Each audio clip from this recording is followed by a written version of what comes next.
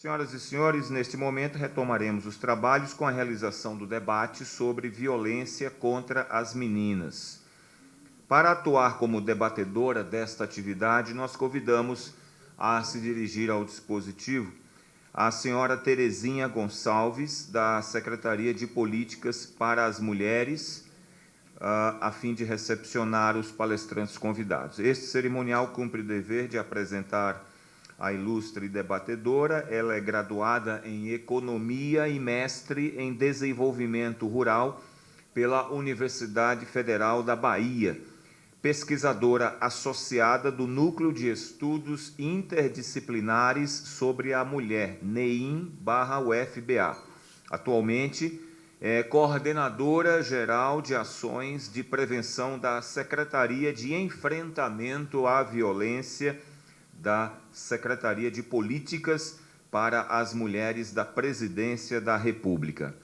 Para também integrar o dispositivo, nós convidamos a senhora Viviana Santiago, da Plan International Brasil, a senhora Isa Oliveira, do Fórum Nacional de Prevenção e Erradicação do Trabalho Infantil, e também a senhora Ana Lídia Rodrigues. Nós gostaríamos de apresentar as boas-vindas às ilustres integrantes desta atividade temática. As palestrantes serão oportunamente apresentadas pela senhora debatedora e, neste instante, para apresentar as boas-vindas às palestrantes convidadas e demais presentes, com a palavra a senhora debatedora dos trabalhos. Em primeiro lugar, boa tarde a todas e todos, e eu quero agradecer especialmente à organização pelo convite. É sempre um prazer a gente estar aqui se debruçando sobre temas bastante graves e situações bastante difíceis da sociedade brasileira tem que enfrentar, e o governo sempre perto, junto, para tentar solucionar essas questões. Em primeiro lugar, eu vou falar da Viviana Santiago, que vai apresentar a pesquisa Por Ser Menina, Crescendo entre Direitos e Violências. A Viviane ela é pedagoga, especialista em coordenação pedagógica, é militante do movimento negro, do movimento de mulheres, membro da AIABAS, Instituto de Mulher Negra do Piauí, e Flores Crio, coletivo de hip-hop e feminismo. Coordenadora nacional do projeto Geração e especialista de gênero na Plan International Brasil. Então, em seguida, vai ter a apresentação da Isa Oliveira, que é socióloga, e, em 1995, assumiu a Secretaria Executiva do CONANDA. Coordenou a realização da 2ª Conferência Nacional dos Direitos da Criança e do Adolescente, em 1997. É secretária executiva do Fórum Nacional de Prevenção e Erradicação do Trabalho Infantil desde 2002, onde é responsável pela sua representação política em seminários, oficinas, comissões, audiências públicas e audiências com ministros da área social. Integra como membro titular o CONAET e participa da rede de monitoramento das metas do milênio. Em seguida, meninas vítimas de abuso e exploração sexual, nós teremos a Ana Lídia Rodrigues, que é estudante de filosofia da Universidade Estadual do Ceará.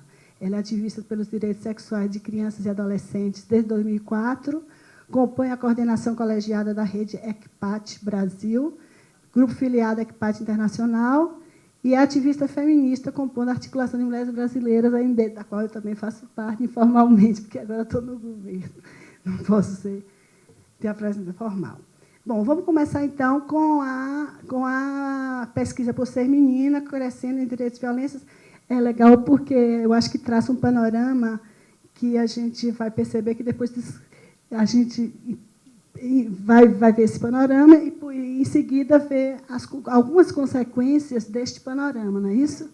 Esmiuçando isso, tá bom? Muito agradecida. Vou ficar aqui em pé no cantinho também, igual minhas companheiras. Para me apresentar, eu sou Viviana. Eu gosto muito de me dizer, eu sou Viviana, negra, mulher, nordestina, pedagoga e mãe. Eu sou mãe solteira de um menino e mãe solteira de um menino negro. Então, eu me considero, no meu processo de existência, uma sobrevivente, né? Numa sociedade machista, racista, sexista, patriarcal, capacitista, como a sociedade brasileira, eu me considero uma sobrevivente. E pensar o processo de meninas no Brasil é pensar o processo de sobrevivências. Uma pena, mas ainda é um processo de sobrevivências. Então, nós vamos pensar um pouquinho, né, sobre o processo da pesquisa nacional, por ser menina, crescendo entre direitos, mas também entre violências. É uma pesquisa que envolveu a escuta de 1.771 meninas de 6 a 14 anos nas 5 regiões do Brasil. E a gente pensou esse processo do que é ser menina, quais são suas expectativas sobre o ser menina, como é que tu te percebes, quais são os teus sonhos, como é que tu te relacionas com a violência, como é que está o teu contexto. Pode passar. E aí, nesse sentido, a gente pensou, muito agradecida, a gente pensou a pesquisa a partir da escuta de meninas de 6 a 14 anos, e aí dividimos as meninas e sempre os blocos de questões em 2 grupos, de 6 a 10 anos, e, em seguida, de 11 a 14 anos. Nessa amostra, nós ouvimos meninas da área urbana e também meninas da área rural, e ouvimos meninas afrodescendentes, meninas brancas, meninas quilombolas, né? Buscamos ter uma representação dos principais grupos de meninas com os quais nós nos relacionamos. Pode passar. Nós estivemos em 20 municípios de 5 estados do Brasil, um estado de cada representando cada região do país, né? E aí a nossa perspectiva era conseguir uma amostra que ela fosse significativa. A gente não tem a intenção de uma amostra que ela seja uma tendência, mas que ela seja um apontar de caminhos, que ela seja um levantar de inquietudes, um levantar de esperançares sobre esse processo. Pode passar? E aí, essa pesquisa foi realizada pelo Socializare, né, aprovada pelo Comitê de Ética da Universidade Católica de Brasília, em julho de 2013. Pode passar. Então, pensando nas meninas, né, como conversei com vocês, a pesquisa ela começou com meninas e buscamos ter uma representação de raça e etnia significativa.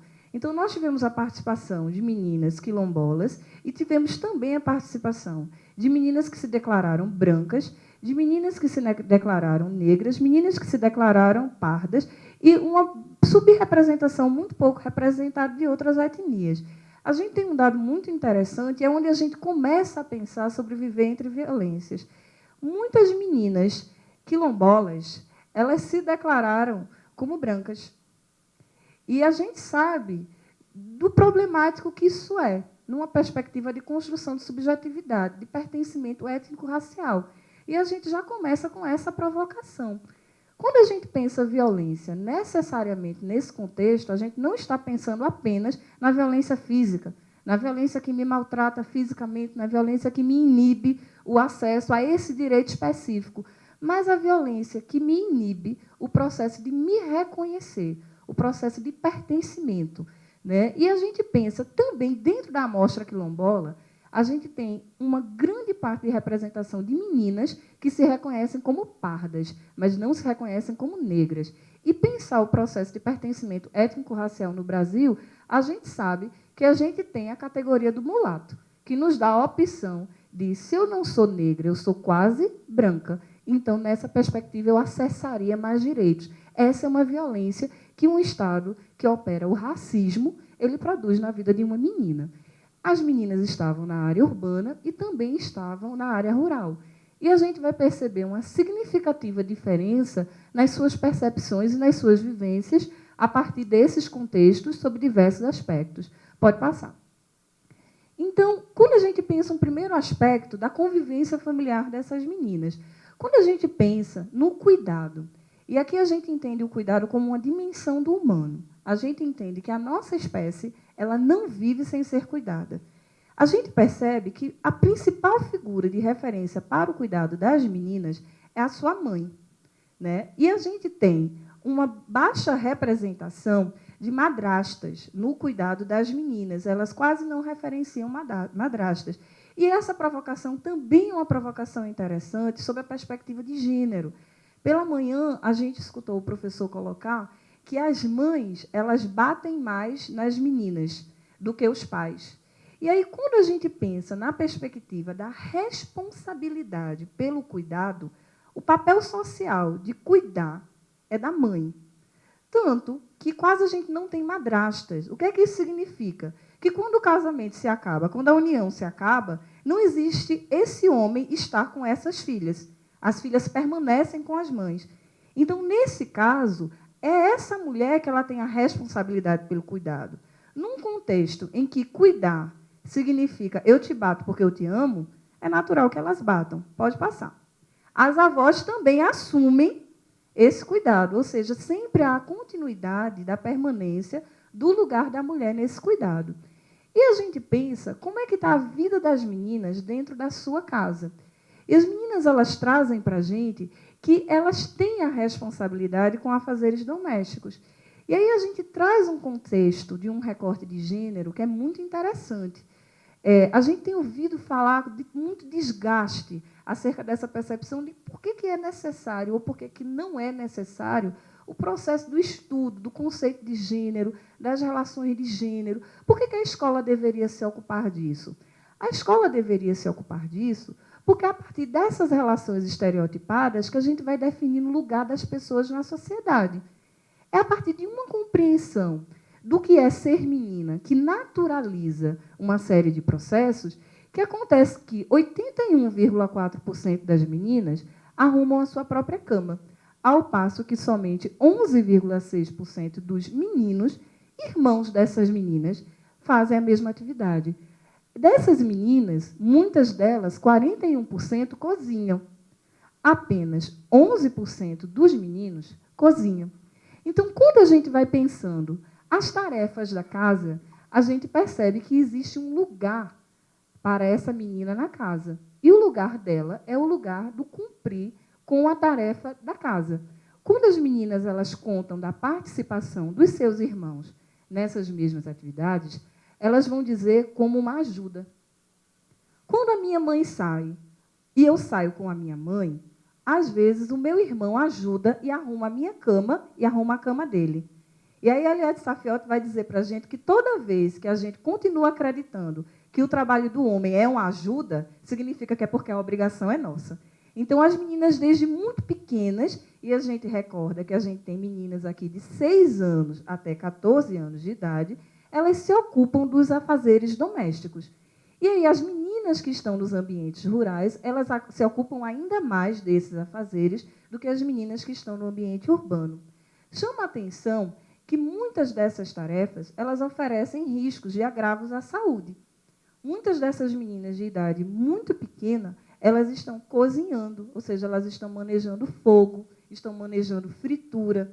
Muitas dessas meninas, elas estão desenvolvendo outras atividades que implicam levar comida na roça, caminhar um grande percurso sozinha, carregando embalagem quente. Ou seja, as meninas, no processo de socialização, implica a vivência de todos esses riscos. Pode passar. E elas vivenciam muito mais do que os meninos em iguais condições. E quando nós ouvimos as meninas, essas mesmas meninas, elas nos disseram que um total de 13,6% dessas meninas, elas estão trabalhando hoje ou elas tiveram alguma experiência com trabalho. Muitas dessas meninas, 2,3%, elas estão procurando trabalho. E aí, quando nós ouvimos dessas meninas, por que é que vocês trabalham? A gente vai ouvir das meninas de 6 a 10 anos a resposta de que elas trabalham, primeiro, porque elas precisam ajudar a sua família, segundo, porque elas precisam juntar dinheiro para comprar itens que elas necessitam, e terceiro, porque as pessoas mandam elas trabalharem. Essa é uma diferença significativa entre as meninas de 6 a 10 anos e as meninas de 10 a 14 anos. As meninas mais velhas de ambiente urbano, elas estão trabalhando, primeiro, porque gosta. Segundo, e quando ela diz que gosta, é porque ela quer comprar coisas para ela. Ela está trabalhando porque ela está juntando dinheiro para comprar algo para se divertir. Ela está juntando dinheiro para se divertir no final de semana. Somente a terceira ou quarta razão vai ser porque lhe mandam trabalhar. Pode passar. E as meninas, elas vão estar trazendo sempre, a maioria delas, trabalho doméstico. Essa é uma continuidade, é um fenômeno de longa duração no processo de colonização brasileiro. Pode passar.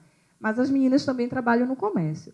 Como as meninas trabalham e passam muito tempo fazendo afazeres domésticos, essas mesmas meninas, 31% dessas meninas, elas não têm tempo para brincar. E se a gente pensa na perspectiva de que o brincar é essencial e é definidor dos processos de socialização da infância, a gente tem uma socialização aí extremamente prejudicada. Pode passar. E aí, quando a gente pensa na relação com sua família, 86% das meninas acreditam, e 87%, que os pais ajudam, que elas são bem tratadas. Esse é um resultado muito positivo. Mas, ao mesmo tempo, 38% dessas meninas elas vão relatar brigas em sua família. E aí elas vão dizer também de que seus pais as criticam muito. Pode passar? E elas vão pensar o que é que a sua família faz quando elas fazem de alguma coisa de errada. E elas vão ficar, nas suas respostas, tão chateadas quanto quando elas sofrem alguma violência, porque os pais batem, maltratam, gritam ou ameaçam maltratar, gritar e bater, mas elas também ficam muito chateadas porque uma quantidade significativa de pais e mães não faz nada. Ou seja, no processo de socialização de uma criança necessita de limites. A ausência de limites é tão danoso quanto o excesso de violência. Então, as meninas que reclamam, elas vão dizer que não fazem nada com elas quando elas fazem alguma coisa de errada e que elas também consideram isso um tipo de violência. Pode passar. Um processo bastante complicado que nós ouvimos durante toda a manhã é que o processo de vivência dessas relações, que elas são relações que se baseiam em violência, mas que elas partem de pessoas que ocupam o lugar de afeto no nosso processo de socialização, ele é extremamente prejudicial. Porque, nesse momento, a criança ela está construindo uma noção de afeto. E a noção de afeto que essa menina constrói é que quem me ama, me machuca. Quem ama, machuca. Quem ama, grita. Quem ama, ameaça. E depois a gente fica se perguntando, eu não sei por que, quando a gente está adulta, a gente se submete a relacionamentos violentos, né? Eu não sei por que eu me submeto e muitas vezes eu apanho e às vezes parece que é até natural. Eu não consigo. Muitas mulheres que são sobreviventes à violência, elas relatam que elas demoraram muito, muito a se dar conta que havia alguma coisa errada na violência vivenciada. Porque o primeiro homem que a amou, aquele pai, quando batia nela, dizia, eu te bato, mas é porque eu te amo. Eu te amo muito. E aí eu passo minha vida buscando uma relação afetiva que ela confirme essa noção de afeto que eu recebi. Desconstruir essa violência é construir uma noção positiva de afeto e de cuidado. Pensando na relação com a escola, o caminho para a escola não é seguro. Durante todo o dia nós ouvimos que segurança não tem a ver com militarização, não tem a ver com prender apenas. Pensar os equipamentos sociais, pensar as políticas públicas de uma maneira mais integrada, possibilita pensar a questão, por exemplo, do fracasso escolar. Por que é que as meninas evadem? Por que é que as meninas não têm um bom desempenho? Porque o caminho para a escola é perigoso e eu falto muito. E o meu desempenho baixa. Então, a gente, muitas vezes, cobra da escola questões que não estão dentro da escola. Iluminação pública, mas que afeta o desempenho escolar dessas meninas. Pode passar. Mas, apesar disso, as meninas se sentem muito bem na escola.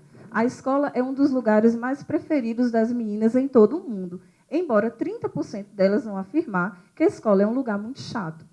Então, nesse sentido, a nossa pesquisa ela teve como intencionalidade ouvir as meninas, que nós pudéssemos saber o que é que significa ser menina desde a perspectiva e do lugar do mundo das meninas. Nos interessa, enquanto organização, enquanto pessoas que atuam nessa organização, pautar que a experiência de ser menina no mundo nos coloca no lugar das pessoas que vivenciam menos os seus direitos. E que isso é agravado quanto mais nós nos aproximamos daqueles lugares menores nos status sociais. Se somos meninas e somos nordestinas, e somos negras, ou somos meninas pequenas, como se diz no Nordeste, essa situação ela vai piorando cada vez mais. São as meninas negras, nordestinas, pequenas, da área rural, as que apanham mais em casa, as que vivenciam mais a violência.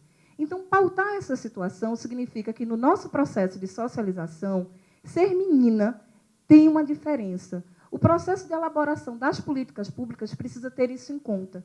Precisa ter em conta a especificidade das necessidades das meninas. Precisamos, para isso, escutar as meninas. Nesse sentido, na intenção de finalizar a minha apresentação, eu gostaria de convidar, né, 2 meninas que fazem parte do nosso projeto This Is My Moment, e elas escreveram, né, uma plataforma de pedidos do que são suas demandas para os estados, para os governos, e elas estarão apresentando em Nova York, né, junto com todas as outras meninas do mundo, né, o que é ser menina e o que é que lhes parece dessa experiência. Eu fico muito agradecida pela oportunidade e espero que escutemos as meninas com muita atenção, porque há muito o que aprender com elas.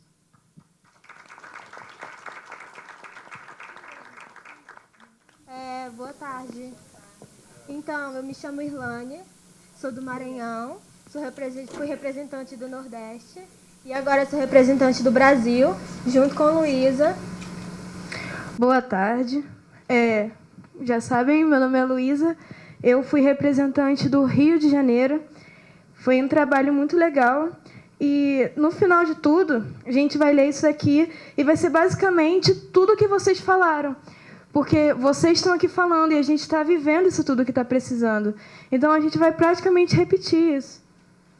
Pode começar. Declaração das Meninas do Brasil.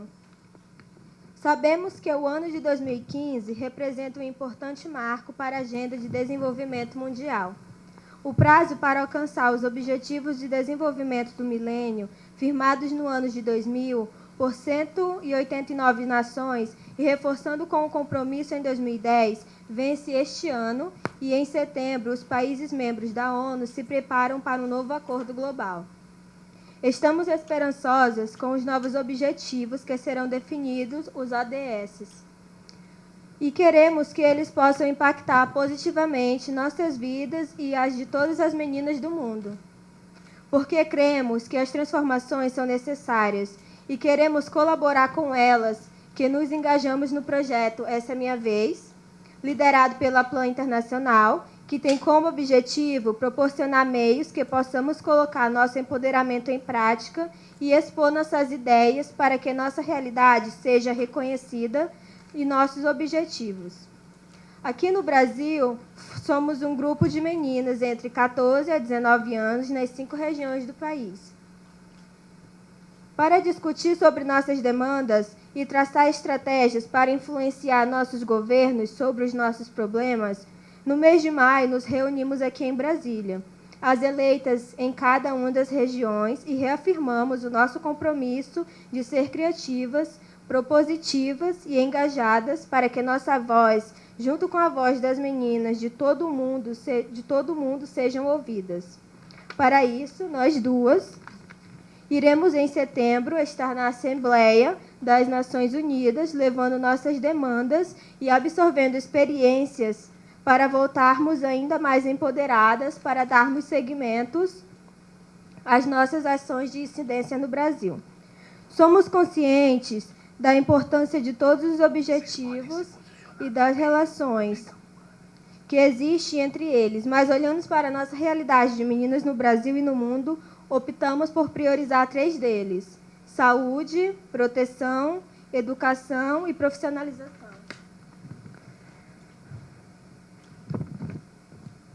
Tá.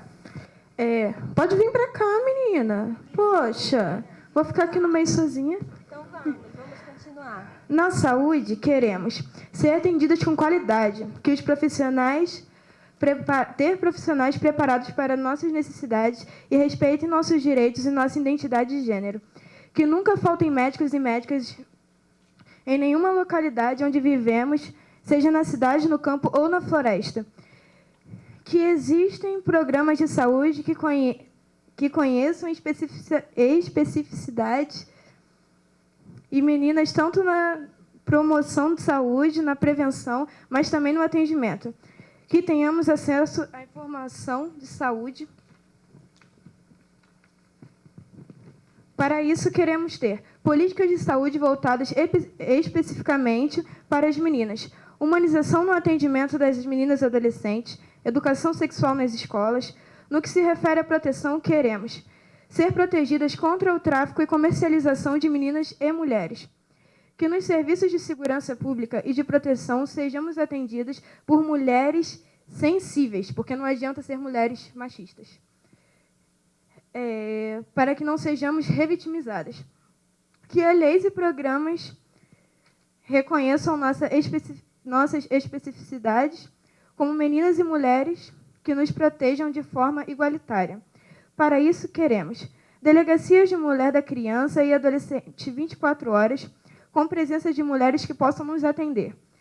Que as leis sejam efetivas e nos protejam realmente.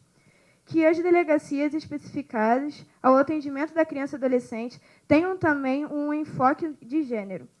Que o transporte seja seguro e adequado para todas nós e que estando no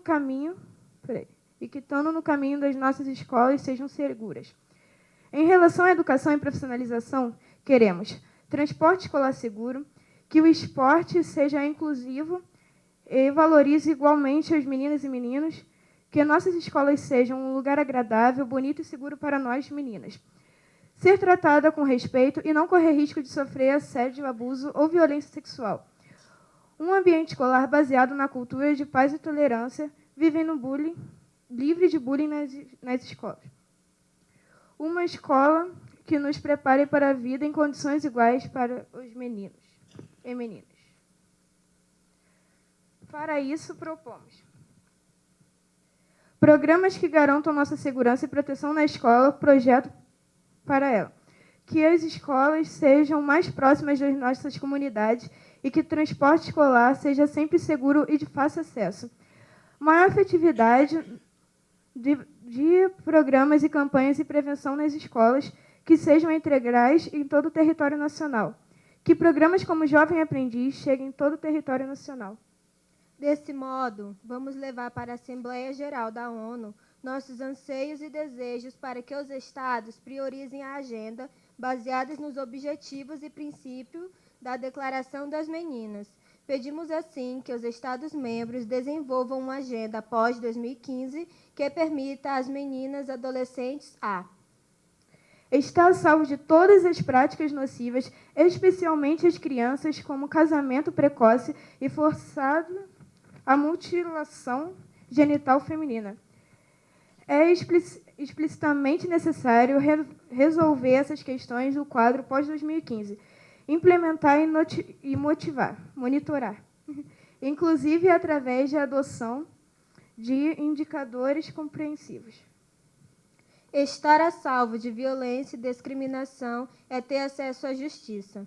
É necessário tomar atitudes proativas para eliminar todas as formas de discriminação e inequidade na lei, política e na prática, inclusive remover barreiras legais, como o consentimento de cônjuges ou pais e idade mínima para obter serviços essenciais, legais ou de saúde. Completar o ensino médio gratuito, equitativo e de qualidade em um ambiente de aprendizagem seguro e solidário. É necessário promover os direitos humanos e a igualdade de gênero em instituições de ensino e abordar barreiras de acesso ao ensino médio, incluindo custos de direitos diretos e indiretos, violência na escola baseada em gênero, exploração sexual, assédio e discriminação, bem como o abandono da escola por garotas que engravidam ou se casam. Ter voz. É necessário um desenvolvimento participativo jovem, amigável e sensível, monitoramento e abordagem que inclua significativamente adolescentes, envolvendo aquelas que são mais vulneráveis a níveis locais, nacionais, regionais e internacionais, garantindo que suas vozes sejam ouvidas, respeitadas e ativas de maneira igualitária. As meninas são a chave para toda solução sustentável e não será possível progredir sem elas. Obrigada.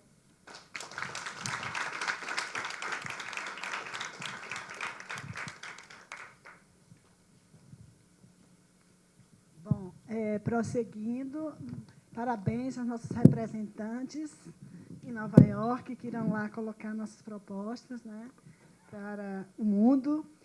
E, seguindo, antes de mais nada, eu queria avisar o seguinte, que o procedimento aqui para a intervenção da plateia, para as expositoras, é escrever a pergunta num papel e encaminhar aqui para a mesa, para o círculo aqui, para que elas possam responder. Bom, prosseguindo, depois de parabéns pela pesquisa, mais uma vez, maravilhosa, a pesquisa que nos dá régua e compasso, né, para encaminhar políticas públicas efetivas. E, prosseguindo, nós vamos contar agora com... na verdade, é um encaminhamento de uma série como é que chama? De conclusões, né, que chegamos na pesquisa da questão do trabalho doméstico, como ele entra na vida das meninas, né, desde muito cedo. E, por conta disso, nós vamos ouvir agora a Isa Oliveira, que é socióloga, falando exatamente sobre essa questão do trabalho doméstico infantil, né, que é uma epidemia ainda no Brasil, né, uma coisa muito grave. Boa tarde a todos e a todas. Em primeiro lugar, eu quero cumprimentar a Lídia, a Viviane e a Terezinha. É um prazer, né, participar desse diálogo aqui com vocês. Em primeiro lugar, eu gostaria de agradecer às entidades organizadoras desse evento pelo convite e pela oportunidade de aqui, em nome do Fórum Nacional de Prevenção e Erradicação do Trabalho Infantil, apresentar ou compartilhar com vocês algumas informações sobre o trabalho infantil doméstico, né? E essas informações são informações oficiais. Eu sei que fica um pouco difícil tratar de temas assim, mas eu acho que vai dar concretude a um depoimento tão vibrante, tão forte da Viviane e das adolescentes que aqui estão e que vão nos representar na Assembleia da ONU.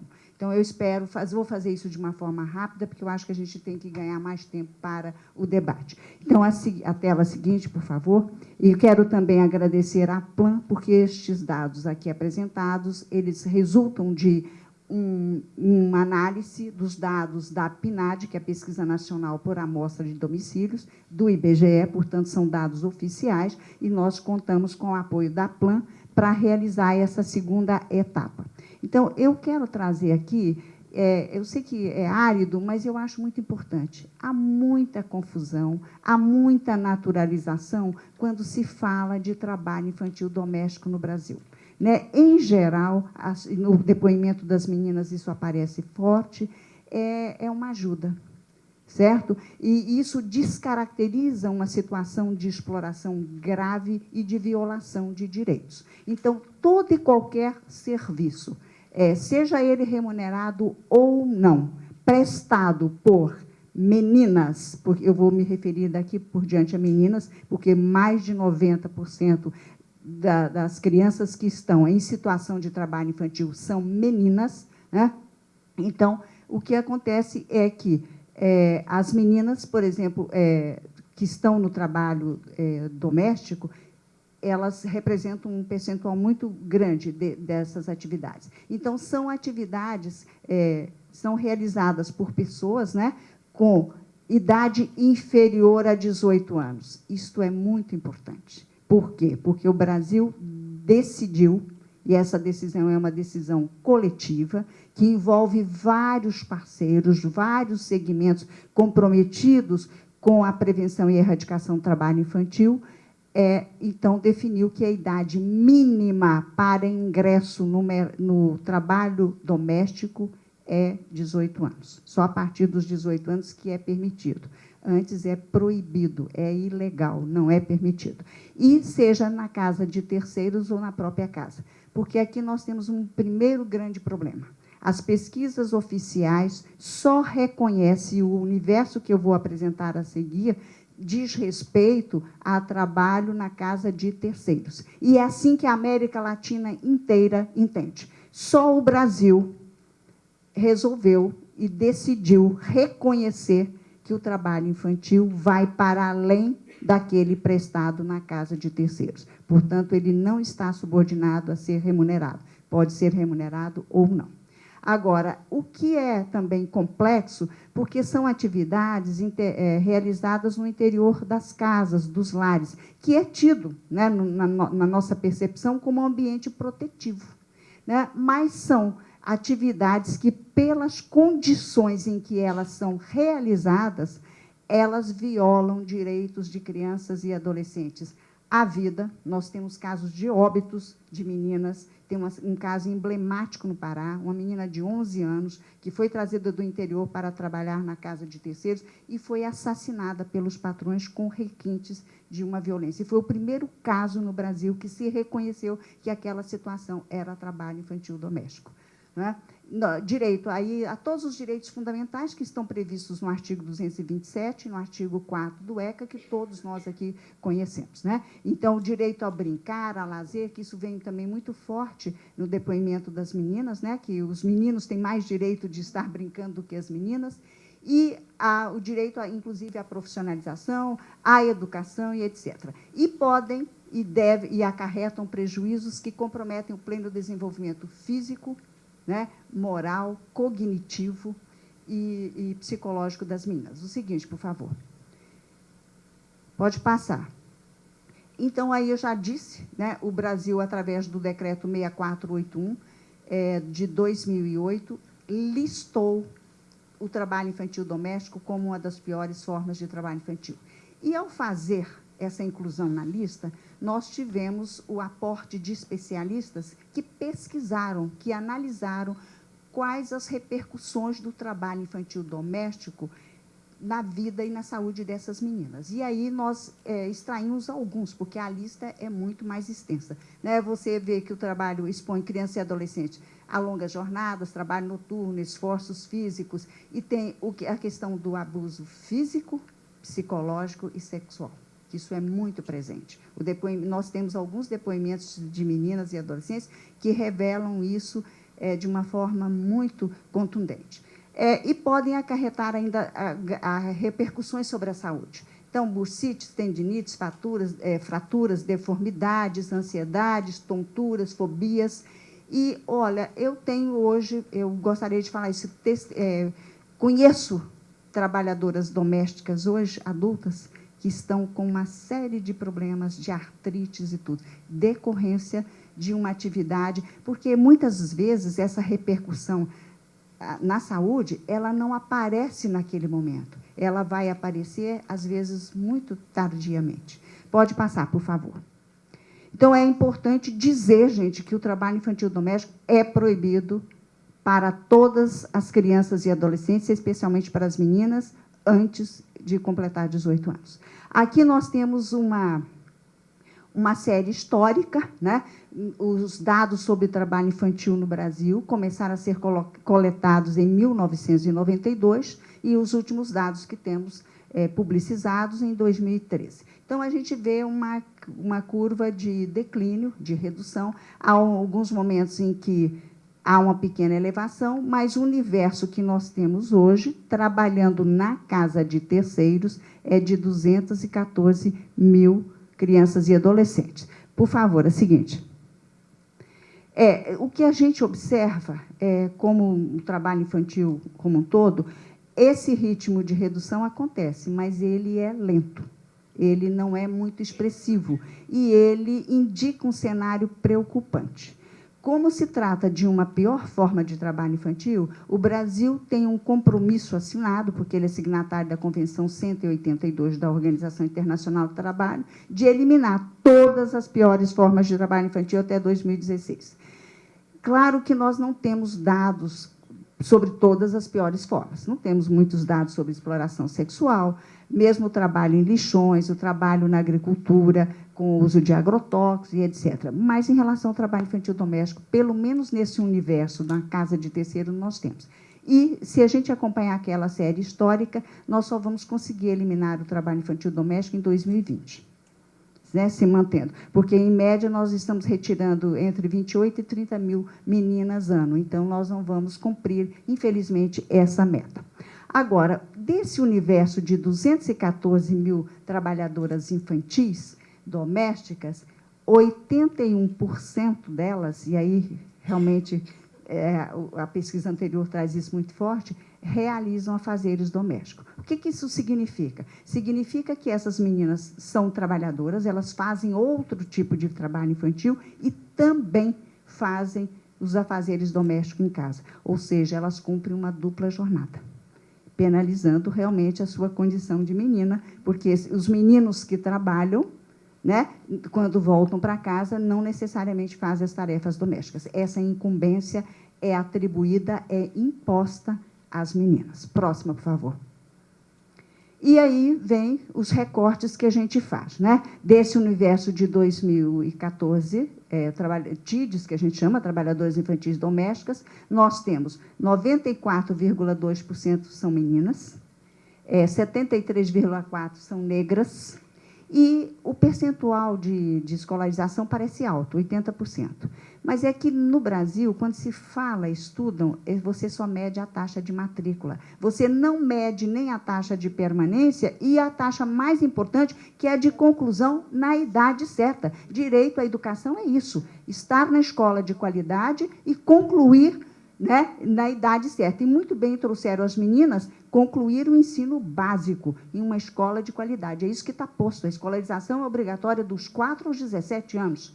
Né? E também isso vale para a aprendizagem, porque na aprendizagem diz que se o adolescente aprendiz ou a adolescente aprendiz não estiver completado o ensino fundamental, é que ele vai ter uma redução na jornada de 6 horas. Nós estamos propondo o seguinte, jornada no máximo de 4 horas e após a conclusão do ensino básico, ou seja, aos 17 anos.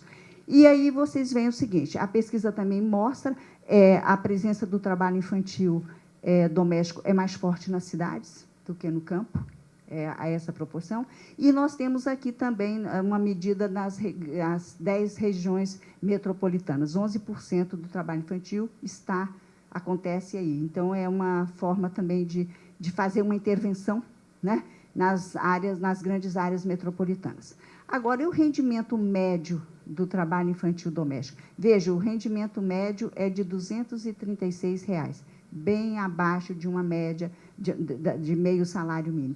Isso significa o quê?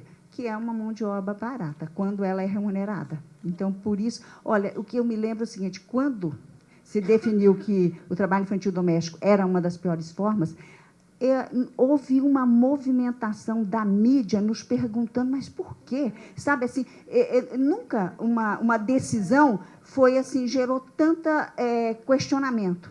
Por quê? Porque os usuários ou os exploradores do trabalho infantil doméstico são da classe média, gente. Certo? Então, são, por exemplo, e aí já há algumas recomendações. O Maranhão tem uma lei que a cada ano o funcionário público é obrigado a assumir o compromisso de não explorar o trabalho infantil, ou ter como empregada doméstica meninas e meninos. Então, isso é muito importante para que a gente vá quebrando essa naturalização ou essa definição de que é uma ajuda, de que é um apadrinhamento, ela está aqui porque, se ela estiver lá na casa dela, ela não vai estudar, ela vai comer menos, quando garantia de direitos não passa por minimizar direitos ou, né, dividir os direitos. Garante-se um direito à escola e viola o direito de não trabalhar. Né? Pronto, mais adiante, por favor. A seguinte. Aí é o seguinte, o que eu quero mostrar aí é o seguinte, o trabalho infantil doméstico ele está presente em todas as regiões. E vejam aí que as regiões que lideram são Nordeste e Sudeste. Claro que a região Norte tem uma incidência forte, mas ela é uma região com uma população, né, com uma incidência populacional menor. Então, isso também tem um peso. E eu marquei aí porque a região Centro-Oeste, neste período que a gente está analisando, foi a única região que apresentou um aumento do trabalho infantil doméstico, aqui na região Centro-Oeste. Por favor, a seguinte. Aí também eu quero mostrar, porque é o seguinte, o Brasil tem sempre aquela dizer, mas é o Nordeste, e a Viviane trouxe isso muito forte. E eu faço questão de reafirmar isso. O trabalho infantil como um todo, há algum tempo, a grande região que lidera em termos percentuais é a região Sul.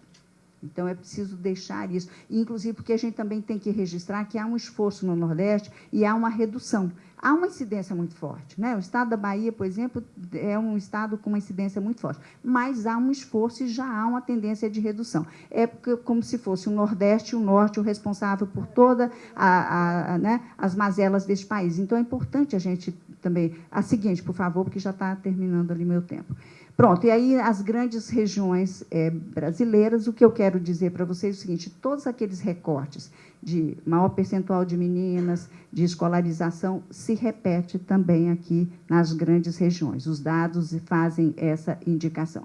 Então, a região metropolitana de Salvador é a que tem o maior percentual de trabalho infantil, e houve um crescimento nessa região também. Depois vem Recife e Fortaleza. Fortaleza e Belém melhoraram a situação, porque, na última pesquisa, elas estavam liderando esse processo, né?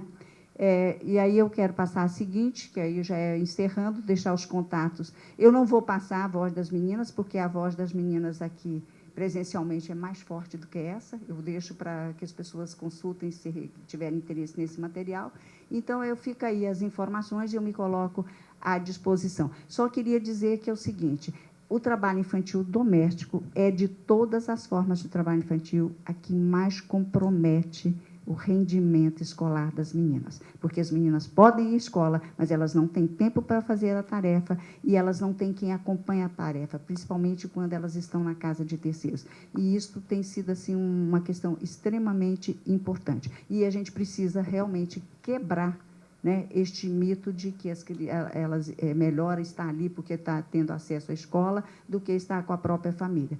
Quando não é essa, realmente a saída, são as políticas públicas para apoiar as famílias, para que as famílias tenham condições, né, de cuidar, porque é a família, em primeiro lugar, que tem que cuidar das crianças. Obrigada, e eu fico para o debate, então.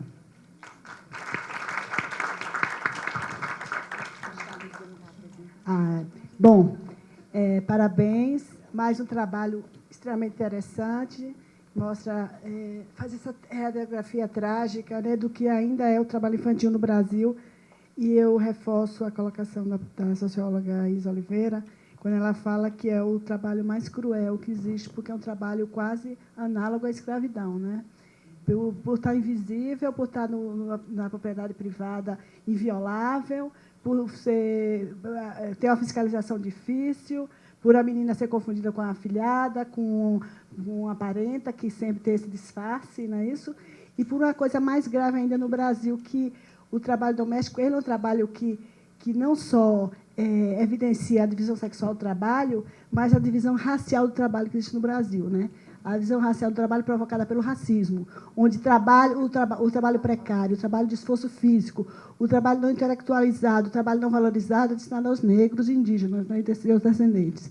Então, é preciso que a gente diga isso, né, sempre, porque é um embate não só contra o patriarcado, né, contra o sistema sexista que impera, né, onde o privilégio é dos homens brancos, mas também a questão racial, que é muito presente no Brasil. O racismo ele está entranhado, ele está institucionalizado no Brasil de tal forma que até o próprio Estado brasileiro, e a gente com um esforço muito grande, esse governo que está aí, um esforço muito grande para quebrar essa espinha dorsal que sustenta esse Estado, que é patrimonialista, que é racista, que mantém o sexismo como seu baluarte, que tem uma dificuldade muito grande de quebrar isso dentro dele mesmo. Então, a gente, às vezes, não entende por que o governo não consegue algumas vitórias, né? Porque existe a própria resistência das instituições, dos seus agentes. E são aqueles agentes do Estado, não é? Aqueles que estão ali, são os funcionários públicos, são os seus, né, as pessoas que mantêm o Estado de pé, o seu serviço, né, de pé. Então, é preciso que a gente entenda essa configuração do Estado brasileiro para que a gente não culpabilize o governo o tempo todo. E se lute para mudar o Estado, né, para transformar o Estado democrático para todos, e não seja aquele Estado ainda fincado na escravidão, nos valores de exclusão, na discriminação social, no ódio ao pobre, no ódio às regiões empobrecidas, que foram empobrecidas por conta do desenvolvimento de outras. Né, a gente tem que entender tudo isso.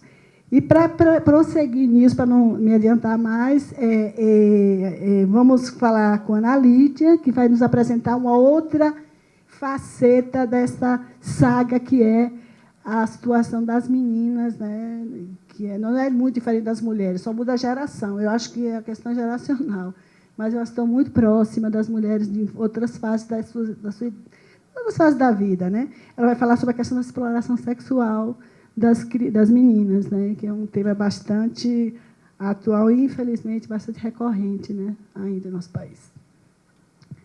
Boa tarde.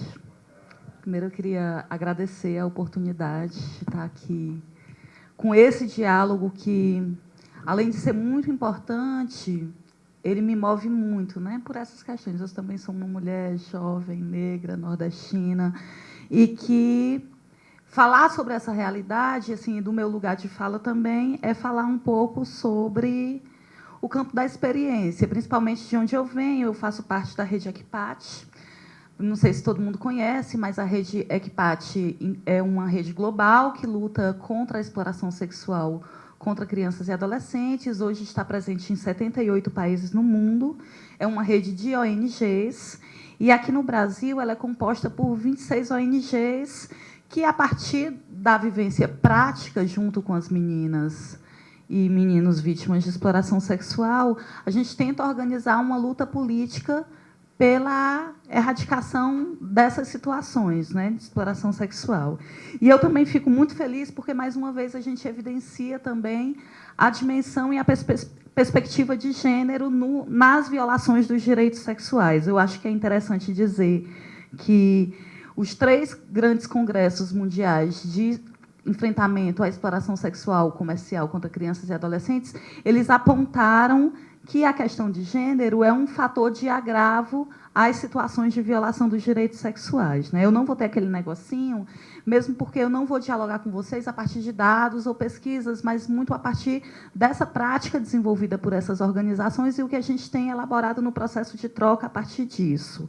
Acho que uma coisa também que é importante colocar, e que já apareceu no discurso das outras companheiras, é que a gente não pode analisar o gênero como um fator agravante sem considerar também a inter-relação dele com outras formas de opressão, né? A gente não tem como desconsiderar, principalmente, e sobretudo, no fenômeno da exploração sexual e do abuso sexual de mulheres e meninas.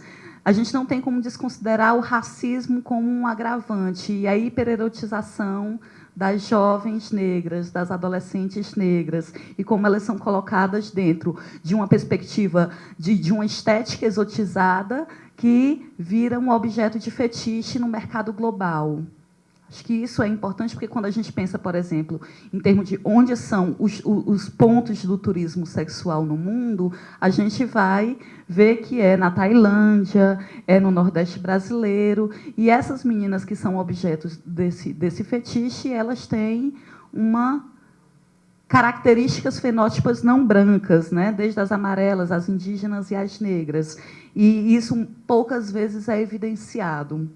E que também as dimensões de classe elas estão muito presentes, né? Embora o abuso sexual ele seja uma violência que passa pela experiência de mulheres de diversas classes sociais, a exploração sexual ela tem um recorte de classe muito forte e que muitas vezes isso também não é colocado, inclusive dentro de uma responsabilidade de Estado de assumir um determinado modelo de desenvolvimento econômico que não resolve e ainda provoca algumas situações de exploração sexual quando opta por um modelo de desenvolvimento econômico que remove 40 mil homens para uma região onde não tem 6 mil moradores, né? E isso sobrecarrega as meninas e gera uma demanda de tráfico e gera uma demanda de exploração sexual. E uma outra coisa que também eu acho que é importante a gente pensar, além dessas inter-relações, é que a gente, quando fala de violência sexual, e isso na trajetória global do movimento da infância, a gente não fala da sexualidade ou dos direitos sexuais. Principalmente quando o assunto são crianças e adolescentes, a gente vai falar e vai tratar do abuso e da exploração. Talvez por um certo caráter moralista, que também é um fruto histórico do nosso processo de colonização, que coloca esse desenvolvimento sexual e essa sexualidade dentro de um determinado lugar. Né? Então, você não pode falar, por exemplo, do desenvolvimento sexual das meninas. Gera um certo escândalo. A gente viu aí o que é que foi a polêmica em torno dos planos do Plano Nacional de Educação e dos planos municipais de educação, porque você não pode falar do desenvolvimento da sexualidade. Você tem que proteger essa sexualidade, porque aí, se ele está abusando, isso vira uma coisa imoral. Né? E uma das coisas que estrutura e que dá a base para que essa violência sexual contra as meninas aconteça é exatamente esse lugar, né? Onde o lugar do tratamento da sexualidade entre meninos e meninas é evidentemente desigual. Quando a gente cria um meninozinho com 3 anos, está ali todo mundo dando cheiro na pintinha. E as meninas têm aquela parte, né? Meu Deus do céu, fecha as pernas, menina, que isso não é jeito de menina sentar. Então, são coisas que vão acontecendo dentro dos cotidianos e que vão gerando relações diferentes com esses corpos, né? As meninas lidam com o corpo de uma forma completamente diferente e que é uma forma que nós vamos ensinando. Né? Eu acho que é importante falar nós, porque eu acho que a gente está dentro dessa roda. E aí, enquanto, por exemplo, a masturbação é um processo extremamente vivenciado pelos meninos, estimulado, valorizado, para as meninas, qualquer toque no corpo ele é considerado repulsivo. Enquanto falo, desde cedo nos meninos é valorado, a vagina ela é repulsiva, e tudo que está associado a isso é repulsivo. Quando eu fui fazer uma vez oficina com meninas, adolescentes, muitas delas nunca tinham olhado a sua própria vagina. Vai colocando aquilo ali numa zona do desconhecido, do proibido, o que torna muito mais vulnerável a diversas formas de violência. Porque se você não sabe que sensação gera aquilo ali, você fica muito mais vulnerável à manipulação. Tanto que hoje a gente tem uma grande dificuldade no enfrentamento do abuso sexual, no processo de culpabilização das vítimas, quando elas relatam que sentem prazer. E aí isso é considerado, não, mas elas sentiam prazer, então elas eram culpadas. Mas elas nunca vivenciaram prazer, elas nunca conseguiram tocar o seu órgão, e, de repente, elas sentem um estímulo e vão sentir. Isso não quer dizer que elas estejam num lugar de igualdade ou de plena consciência de um processo de consentimento, ou que tenham condições para gerar esse consentir, né, para gerar esse consentimento. E ali, além da relação com o corpo, de ver, de tocar, de expor, né, muito cedo a gente aprende que tem que vestir a blusa, porque, senão, a gente vai estar provocando os homens adultos. Também tem um outro processo que é de regulação do corpo a partir de todas as formas. Então, as meninas, elas têm o corpo regulado a partir das roupas, que são menos confortáveis, né, as peças íntimas são menos confortáveis, tudo para diminuir esse acesso e uma relação confortável com esse corpo. Além da tradição histórica de que o corpo das mulheres, ou o bendito fruto proibido, é toda a responsabilidade das mulheres. E isso é introjetado na gente desde muito cedo. As meninas vivenciam isso e, de uma forma muito sutil e subjetiva, isso vai sendo incorporado. Em contraponto a isso, toda essa relação opressora com o corpo, as meninas, elas também aprendem que tem que silenciar, que a melhor forma de lidar com os conflitos é deixando quieto. Então, as meninas aprendem que, numa situação de violência, elas não podem gritar, elas têm que chorar baixinho, não podem incomodar. Uma boa menina não dá trabalho. Isso vai também gerando toda uma relação onde as meninas não têm como se proteger das situações de abuso sofridas. Né? Eu acho que toda mulher que estiver aqui vai saber do que eu estou falando quando dizer que a gente não é ensinada nem a gritar numa situação de violência. Né? E isso vai retroalimentando uma relação de culpa que, ao viver a situação de violência, os relatos de quase todas as meninas que eu conheci, que eu conversei, foi: não, mas eu me sinto culpada porque eu não reagi. Né?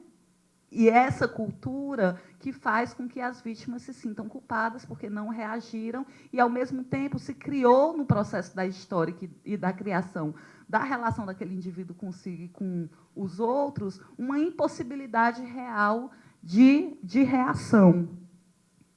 E também, ainda nessa dimensão da cultura do estupro, a gente ensina as meninas a se proteger como se elas tivessem que se esconder. Olha, mas não anda naquele canto porque é escuro. Olha, mas não veste essa roupa porque senão tu vai provocar. E a gente não consegue estabelecer nos processos pedagógicos uma cultura de responsabilização dos meninos. Isso é reafirmado por várias coisas, desde as histórias infantis, né, até o trato com os homens da família. Então, as meninas, elas desde cedo aprendem que elas não podem provocar. E, quando elas sofrem a violência, concretamente, elas são responsabilizadas e culpabilizadas por isso. enquanto a gente não ensina o contrário.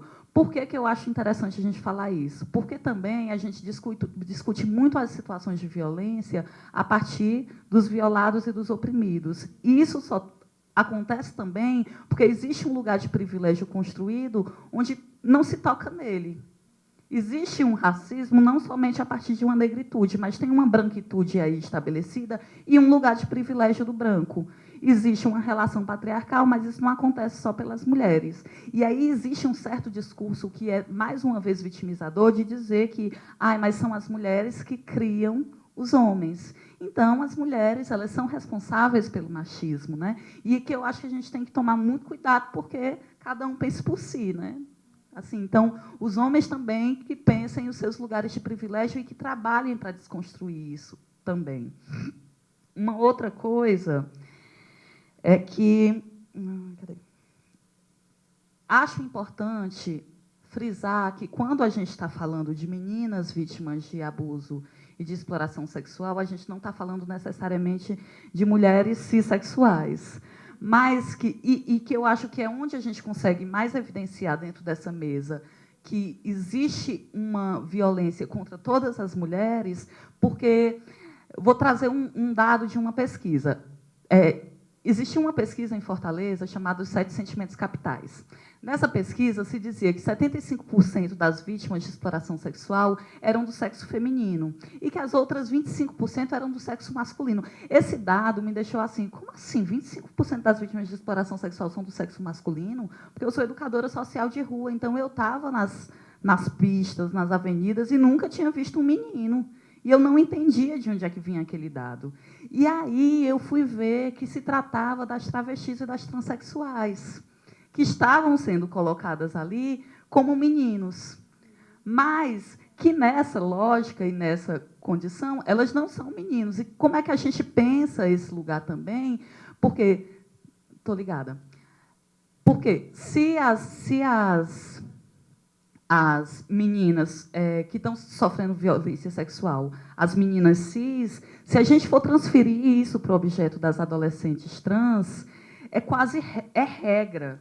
As trans dizem claramente, olha, travesti que não fez pista não é travesti. Isso faz parte da composição da sexualidade, porque é o lugar que a sociedade deu para aquela sexualidade. Então, se o lugar sexual colocado para as mulheres e para as meninas já é um lugar de servidão, para as travestis e para as transexuais é como se não existisse nenhuma outra possibilidade de existência da sexualidade, da identidade, se não fosse na pista, né? E isso também se coloca de outras formas, porque existe a necessidade material de sobrevivência, existe a opressão da família, os circuitos de violência sexual que acontecem por dentro da família, porque é uma outra coisa que realmente eu não consigo entender, mas quando as meninas elas são lésbicas, elas sofrem estupro corretivo, e quando as mulheres trans elas se percebem trans dentro da família, elas também sofrem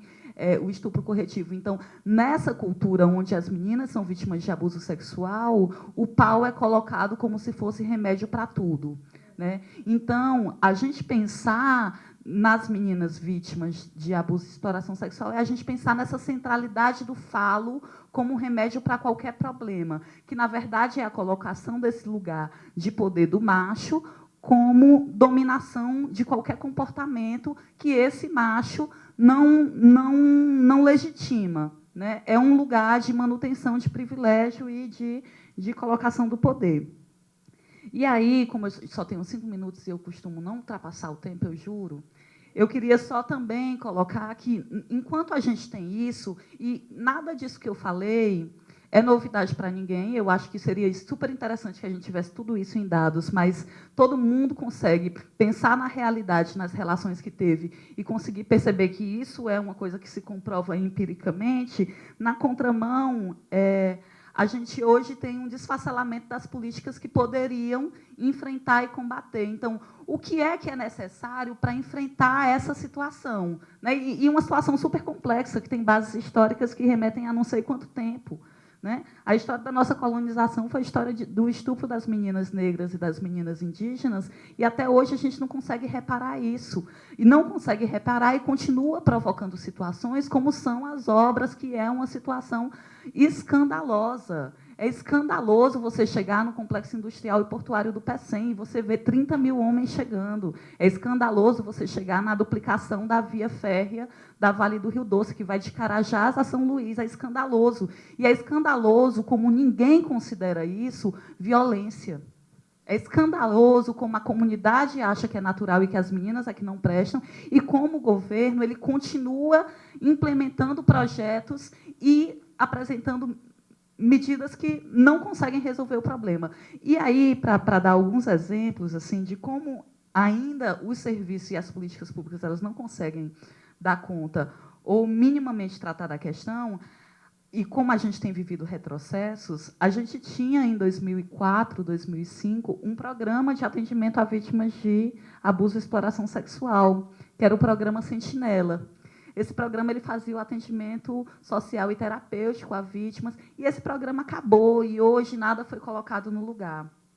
Porque se dizia que o CREAS ia fazer isso, mas hoje o CREAS diz que não é papel dele fazer isso. E se a gente pensar, por exemplo, como estão as políticas de... Eu estava pensando aqui, a gente fez um monitoramento lá no Ceará e aparecia como uma grande demanda das vítimas que a perícia forense ela só tinha legistas homens para fazer o exame com as meninas, e que as meninas se sentiam extremamente desconfortáveis e tal. E quando você vai para o diálogo com a Secretaria de Segurança Pública, eles dizem essa é a condição. E, embora existam normativas que resolveriam os problemas, quando isso chega no campo, a coisa ela não é tão simples de se resolver, porque demanda para além de leis. Tem um poema do Carlos Drummond de Andrade que ele diz isso: as leis não bastam, os lírios não nascem das leis, né? E, embora a gente tenha uma série de normativas, a gente tem que pensar em como efetivar essas normativas no campo, porque as coisas elas continuam sendo deste mesmo modo. E aí, só para evidenciar mais uma coisa que eu acho que implica diretamente as meninas vítimas de abuso sexual e que, embora exista uma normativa, na prática a gente não consegue garantir, são os serviços de abortamento em caso de estupro, né? Em quase nenhuma cidade, os serviços de saúde eles se articulam com os serviços de segurança pública para informar as meninas que elas têm esses direitos. E é escandaloso o número de meninas que têm filhos dos seus estupradores. E isso acontece por um determinado lugar de prioridade que é colocado isso, né?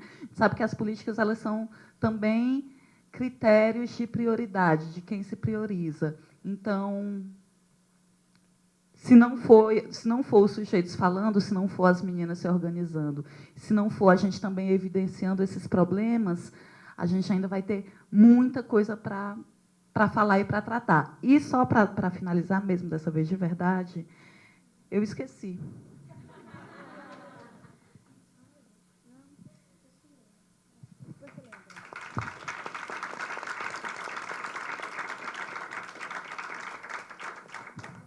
Então, mais uma vez, parabéns, mais uma expositora fantástica. Eu estou entusiasmada, que eu já quero fazer um convite a vocês aqui em público, que eu quero fazer uma roda de conversa, quero fazer uma mesa, seja lá a metodologia que for, na Conferência de Política para as Mulheres, que vai acontecer no próximo ano, porque eu acho que uma coisa que não é abordada de fato é a questão das meninas, elas são esquecidas.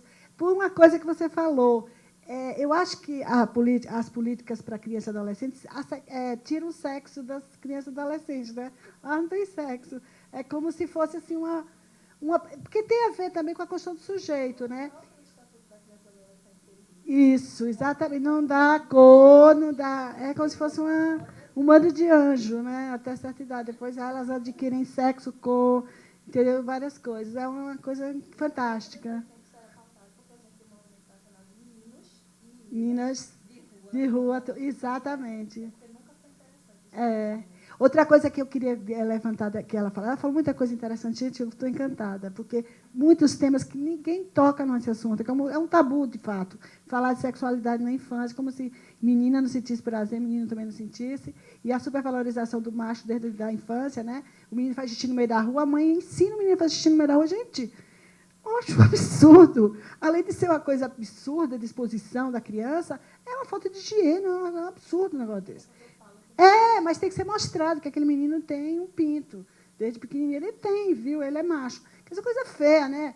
Agora, eu não culpo as mães nem as mulheres, e acho que ela falou também é muito pertinente pelo seguinte: as mulheres não construíram o machismo, as mulheres não construíram o privilégio dos homens, e os homens ficam muito silenciosos em torno disso. O que me incomoda é o silêncio dos homens. E eu não acredito que os homens todos sejam machistas, né? Mas o silêncio dos homens é igual. E aí levanta uma voz de uma mulher e diz assim, não, mas tem homens feministas. Eu quase caio quando eu ouço um negócio desse. Gente, não existe pelo seguinte, quando a gente discute privilégio, eu só acredito no homem feminista se ele levantar do lugar dele e disser, eu não vou mais sentar aqui. Quem vai sentar aqui é uma mulher. No dia que um homem disser isso, eu acredito que ele é feminista. Porque uma coisa é você defender o direito dos outros, do seu lugar de privilégio. Outra coisa é você abrir mão do seu privilégio. E o feminismo, ele prega isso, é que os homens abram mão dos seus privilégios. Vão às redes sociais, levantem suas armas. Vocês não são tão corajosos? Levantem suas armas para dizer, nós somos injustos, nós não vamos admitir que seu José, que mata a mulher dele lá no Agreste do Piauí, sai impune. Os homens não deviam permitir isso. No entanto, ficam todos calados. Isso é que me dá mais pavor em toda essa história. E são progressistas, e são de esquerda, e se levantam pelos direitos humanos. Eu não vejo uma pessoa dos direitos humanos, desculpe aí falar isso, levantou a bandeira para as mulheres. Eu levanto para os direitos humanos, que é aquela massa informe, que você não sabe se é preto, se é branco, se é indígena, se é mulher, se é homem, se é gay, se é bicha. Você não sabe, é aquela massa. Quer dizer, vale para todo mundo. Agora, dentro daquele todo mundo, minha gente, tem gente que não sai do lugar. Os negros continuam sendo vítimas do racismo, e lutar pelos direitos humanos sem falar em racismo é jogar para a galera, entendeu? Desculpa aí a franqueza, é jogar para a galera. Então, não funciona. Falar de direitos humanos sem falar da homofobia, do crime contra as trans, travestis sendo espancada no meio da rua, isso também, para mim, sabe, direitos humanos sem cor, sem orientação sexual, sem identidade de gênero, sem sexismo, falar de sexismo, de racismo, para mim, não vale. É jogar para a galera, é fazer de bom moço, mas não abre mão dos privilégios. Então, é isso. Prosseguindo, assim, sobre as hidrelétricas, as construções, é o seguinte, tem duas coisas aí.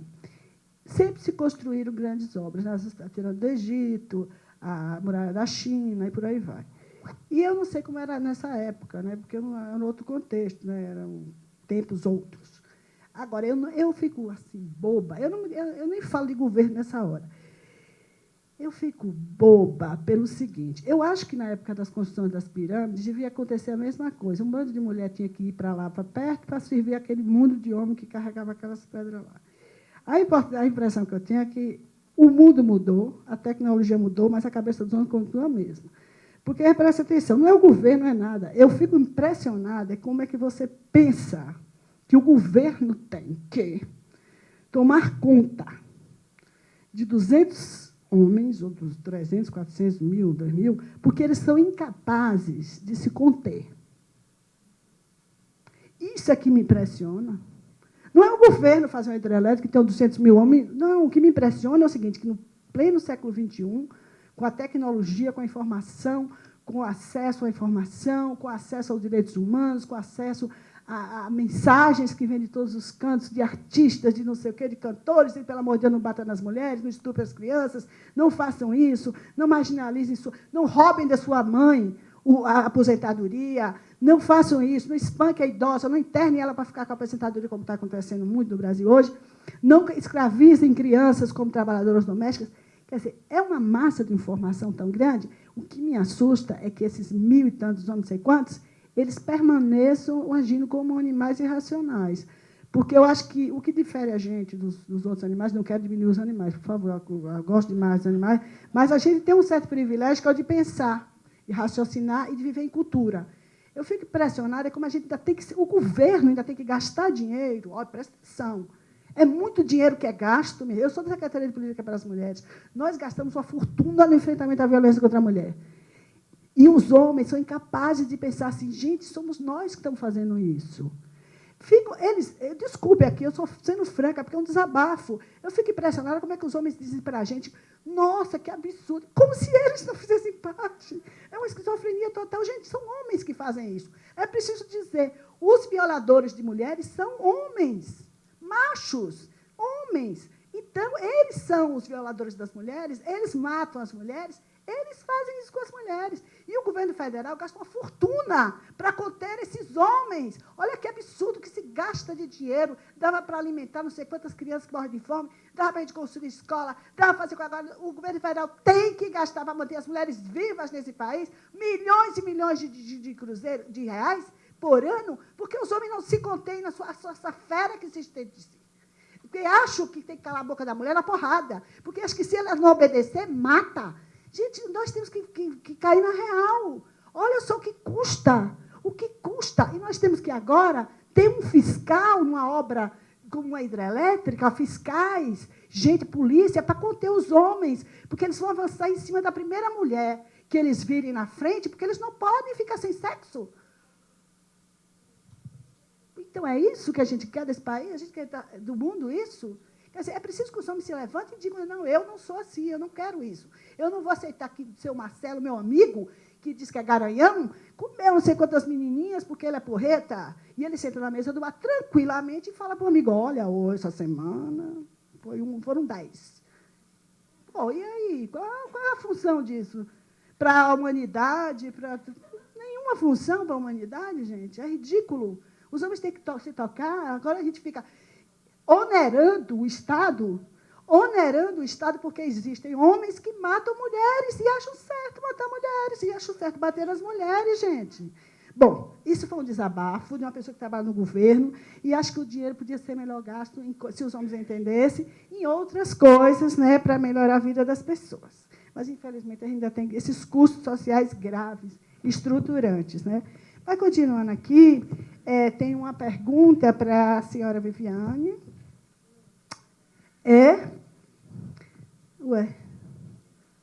Ana Lídia, Isa.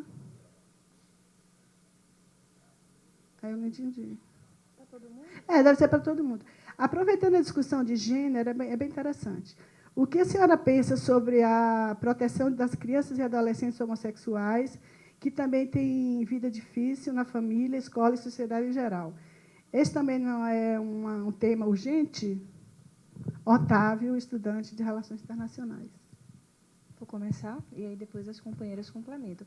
Eu acho que está tudo muito articulado, e é muito importante a gente dizer que está tudo junto, está tudo misturado, mas não é tudo a mesma coisa.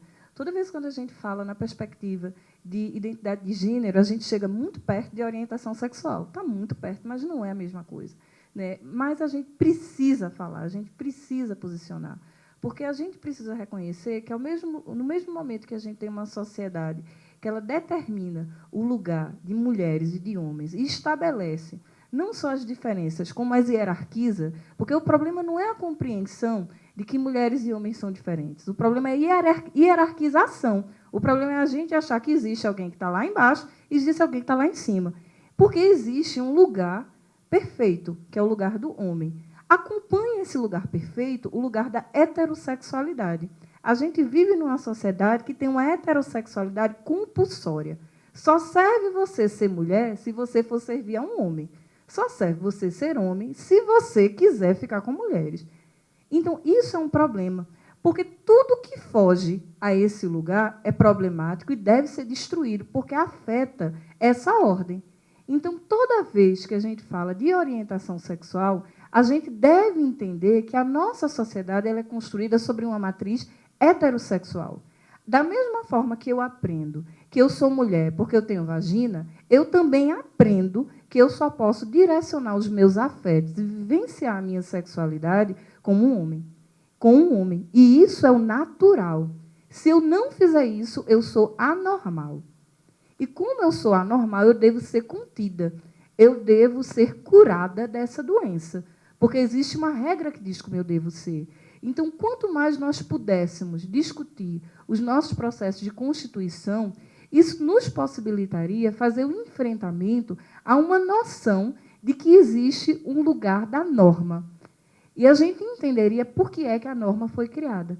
Pensar a criança, pensar o adolescente nesse contexto é um desafio ainda maior, porque a gente se recusa a pensar criança, adolescente, dentro de um contexto que envolva sexualidade, dentro de um contexto que envolva expressão de sexualidade. E aí a gente vai dizendo que é porque é doentinho, que é porque foi criado pela avó, que é porque, e a gente vai encontrando maneiras de dizer, de perseguir essa construção, porque ela não se encaixa naquilo que é a norma. Então, essa discussão ela é muito importante e ela deve permear todos os espaços de socialização.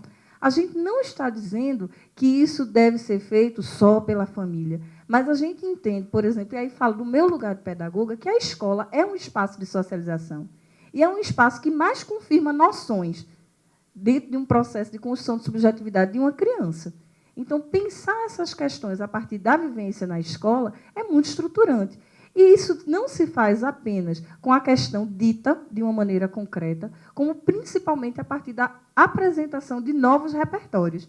Quantas pessoas que são importantes, que são colocadas como importantes para o nosso processo de construção, elas não são heterossexuais? Quantas vezes eu cresci tendo para mim uma referência positiva de uma pessoa que não seja heterossexual? A apresentação de novos repertórios, ela também é estruturante dentro desse processo de um fazer educativo que caminhe em direção a esses enfrentamentos.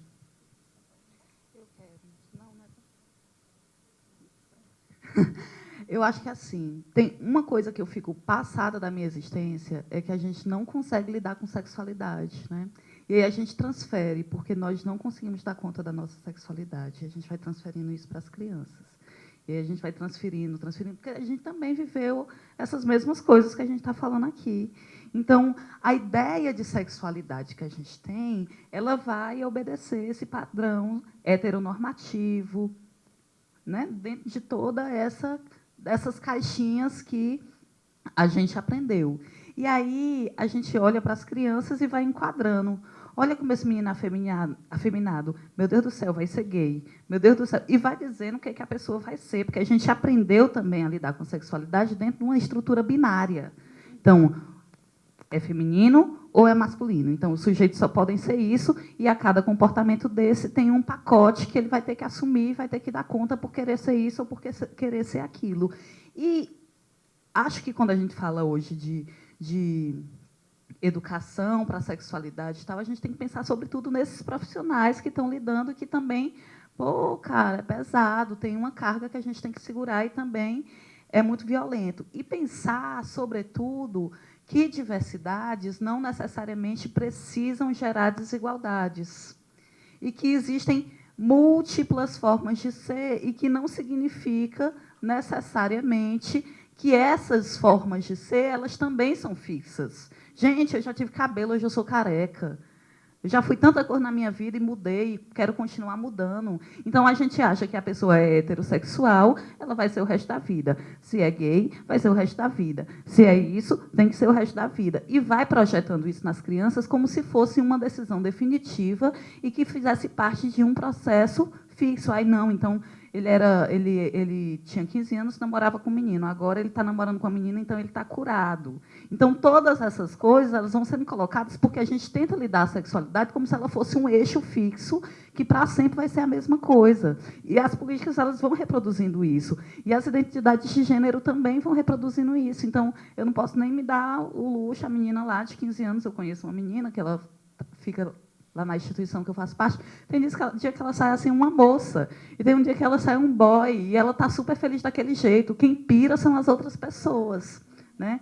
Então, como é que a gente também consegue ver a diversidade do mundo e pensar nessas relações sem pensar que, não, então é porque a gente está lidando com os meninos homossexuais ou com as meninas travestis, não, a gente está lidando com a possibilidade das pessoas serem e serem respeitadas sem precisarem ser enquadradas pelo que são.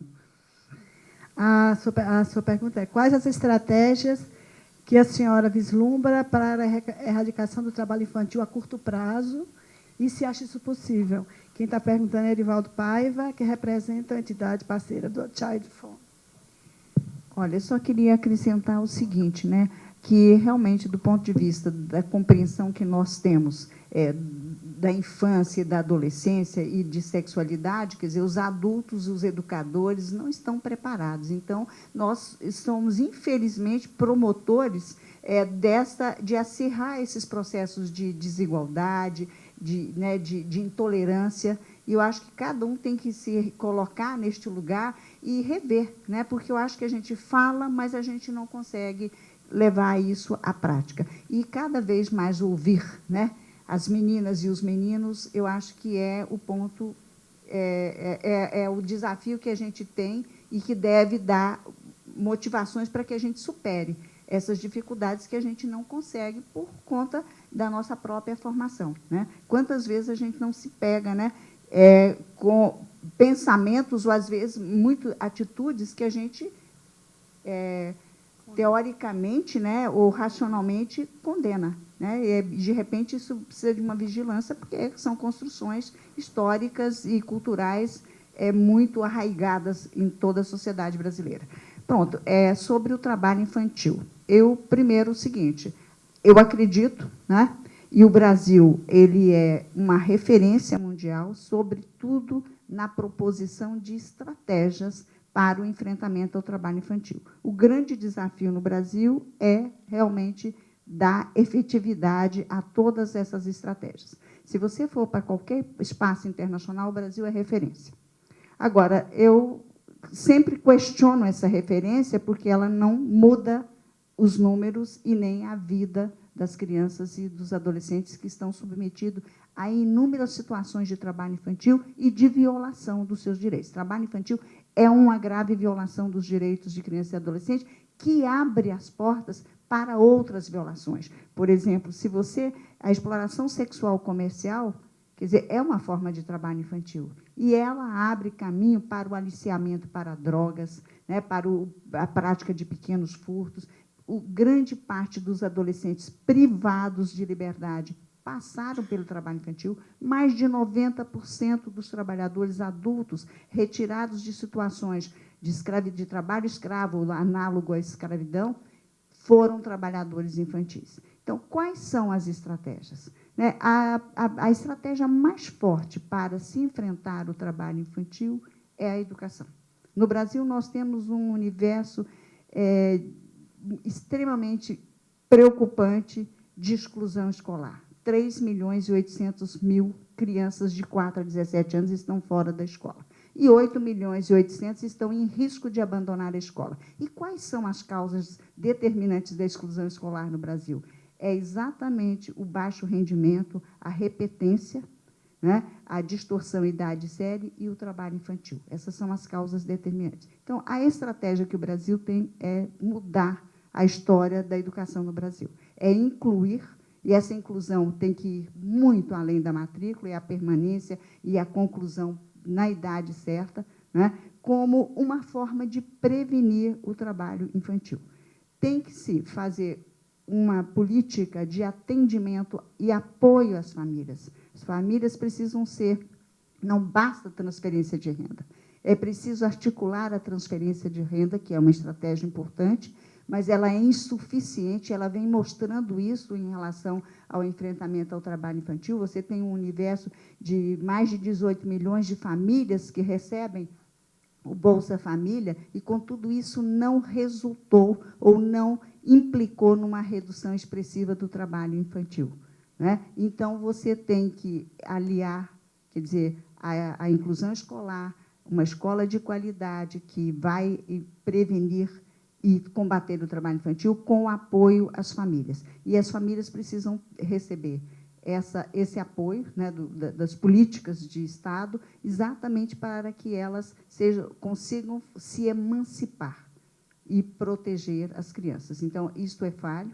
e é preciso, quer dizer, que a gente permaneça na desconstrução desses valores que são fortes e arraigados, de que trabalho é ótimo, desde que ele seja para as crianças pobres e de famílias excluídas. Ninguém receita trabalho infantil ou a inserção precoce no mercado de trabalho para formar o caráter, para tornar o adolescente mais esperto, mais responsável para os filhos dos ricos. Então, isso é preciso desconstruir e também, realmente, analisar e refletir sobre os sucessos que nós temos, porque várias pessoas no Brasil dizem, eu conheço ministros do Supremo Tribunal Federal ou do TST, que foram trabalhadores infantis. Nós tivemos um presidente da República que foi trabalhador infantil. Estes casos, gente, são exceção da exceção. Quando eu falo de trabalho infantil no Brasil, nós tivemos 7 milhões, hoje temos 3 milhões e 200. Então, não são as exceções que devem ser consideradas, mas as crianças e adolescentes que têm os seus direitos violados e que não têm identidade, não são reconhecidas, não contam, né? Então, é preciso priorizar. Eu tenho certeza que, se houver uma forte mobilização da sociedade brasileira, no sentido de que todas as instâncias de governo, federal, estaduais e municipais, coloquem como prioridade a proteção integral à criança e ao adolescente, porque não é possível também eliminar o trabalho infantil se não garantir a proteção integral. Né? Claro que, considerando esses focos de raça, de gênero, que são extremamente importantes para o enfrentamento ao trabalho infantil. Então, é possível, sim, e a gente tem uma meta. Eu espero que agora os Objetivos de Desenvolvimento Sustentável não redefinam a meta brasileira, que era, até 2020, eliminar todas as formas de trabalho infantil. Eu sei que há uma tendência de estender esse prazo para 2025. Isso é inaceitável. São mais infâncias e mais adolescências perdidas nesse país. Então, é possível. O Brasil tem estratégias, pode adotar estratégias, desde que priorize este enfrentamento ao trabalho infantil e que a gente faça um trabalho sério de desconstrução destes mitos que só naturalizam essa situação de exploração. Bom, não sei, mas eu fui avisada que nós vamos encerrar agora essa mesa. Alguma outra colocação do encerramento? Um minuto para as considerações? Pode ser?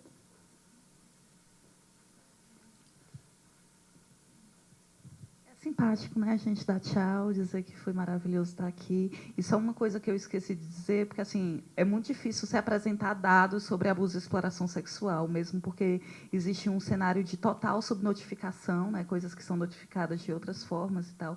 A notificação compulsória não funciona e, ao mesmo tempo, quase ninguém denuncia a violência sexual, porque o Estado não dá respostas concretas a isso. Então, a gente não tem como falar muito de dados, mas que também, a cada momento que a gente conversa sobre isso, a gente está desconstruindo isso no mundo, e eu também tenho muita fé que a gente vai conseguir acabar com o abuso e a exploração sexual em crianças e adolescentes e nas meninas, né? Agradecer também, eu acho que foi massa, é um momento sempre que a gente aprende muito. Eu acho que posicionar esse tema é extremamente relevante. Eu acho que a perspectiva de gênero precisa ser vivenciada no processo de elaboração das políticas públicas, porque nós vivemos um desafio de pensar que política pública para mulheres é a mesma coisa que política pública de gênero. Quando a gente pensa política pública para mulheres, elas não têm um caráter transformador do lugar da mulher na sociedade.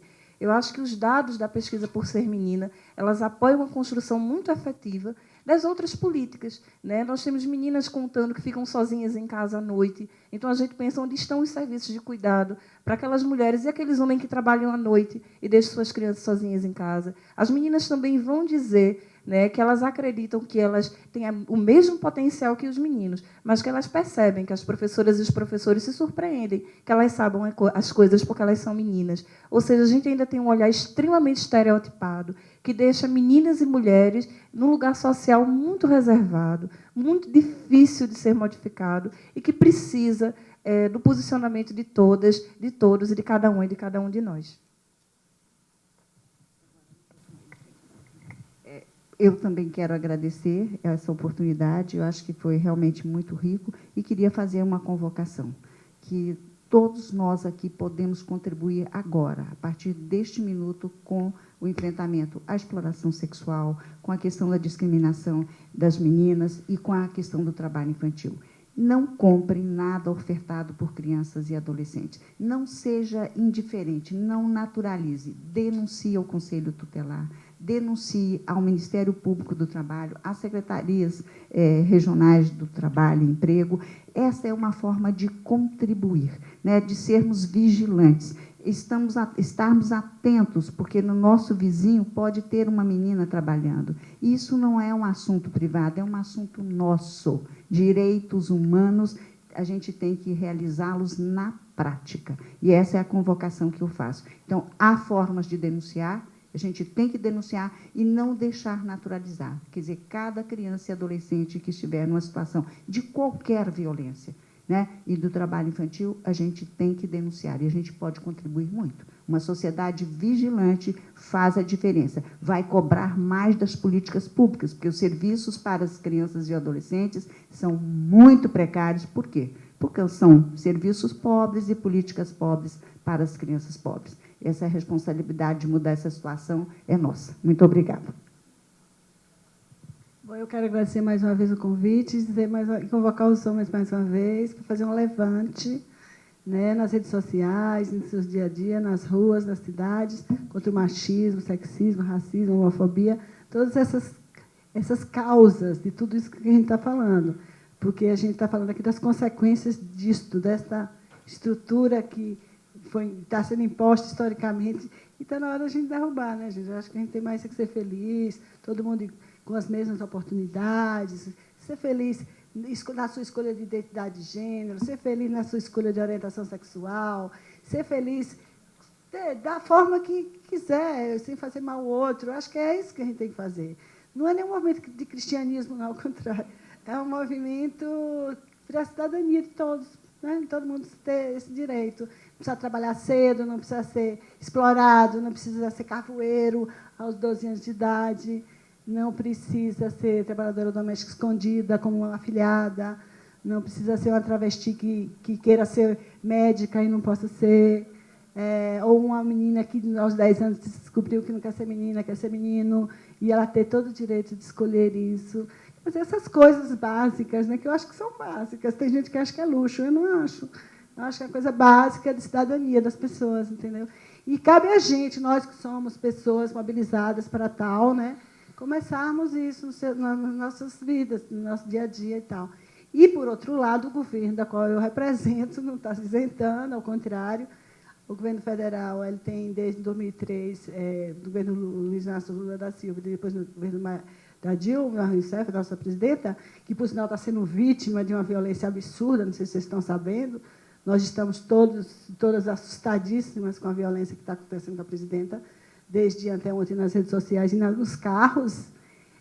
Não sei, já devem estar sabendo, já saiu na revista Fórum, já saiu no G1, e em alguns outros sites, uma das maiores violências que eu já vi perpetrada contra a mulher e a nossa mandatária, que é um adesivo de carro, que se coloca no lugar que está botando a gasolina, que é uma coisa assim, absurda, que na verdade, ele protagoniza um estupro à presidenta. Né? É uma coisa que eu nunca pensei que fosse vivenciar. Eu achei que a gente estava melhorando. Né? A sociedade brasileira, da década de 80 e 90, foi aquele boom, né? Depois da democratização do Brasil. E o que a gente está vendo é que a sociedade brasileira, na verdade, está deixando de ser esquizofrênica e está assumindo, na verdade, sua loucura total, no sentido do reacionarismo, da afronta ao direito do outro, do totalitarismo, dos espectros do fascismo e de manifestações tão brutais que eu nunca vi similar no mundo, em nenhum momento, na história, a não sei na época que se cortava as mulheres, né, se faqueava as mulheres em praça pública. Em alguns casos, em alguns países muçulmanos, né, os países que são mais radicais, que apedrejam as mulheres, enfiam a mulher no chão. Quer dizer, tem essas coisas. Agora, o que eu estou vendo acontecer no Brasil e a naturalização da violência contra as mulheres, e principalmente contra uma mulher que foi eleita presidenta, me choca profundamente. Porque, ao fazer isso, ao fazer com a mulher que está na maior estatura de poder, você está dizendo o que pode ser feito com qualquer outra mulher. Né? E você está, na verdade... nós estamos vivendo esses 2 dias, uma situação muito difícil de confronto nas redes sociais, com a mídia que é perversa, por outro lado, e incentiva no sentido de divulgar, não condenando, mas divulgar por divulgar o fato. Então, é isso. Eu acho que a gente tem que se levantar, né? E mostrar que a gente não está concordando com esse tipo de coisa, né? Coisas violentas acontecem todos os dias e fique por isso mesmo e sejam banalizadas. Então, é isso. E parabenizar mais uma vez as nossas queridas expositoras e permaneço com o convite, vou mandar formalmente para vocês o convite, que eu gostei demais. Eu acho que a gente tem mais aqui conversar sobre isso mais tempo. Senhoras e senhores, informamos, está cumprida a programação do primeiro dia do Seminário Internacional Violência contra Crianças e Adolescentes na Agenda de Desenvolvimento pós-2015.